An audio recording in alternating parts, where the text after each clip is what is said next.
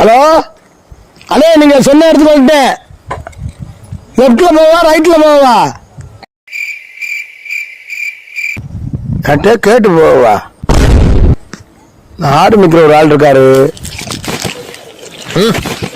சரி கேப்பா. அண்ணே, அப்படியே திருவண்ணாமலை போலாமா? நான் வேலையா இருக்கேன் தம்பி, நீங்க போங்க. மதுர வீரன் தானே. நீங்க போகலாம். அதுலண்ணே, இப்படியே போனா திருவண்ணாமலை வந்துருமா? அது வராது தம்பி, நீங்க தான் போகணும். அவனை உசுப்பி விட்ட வீணே.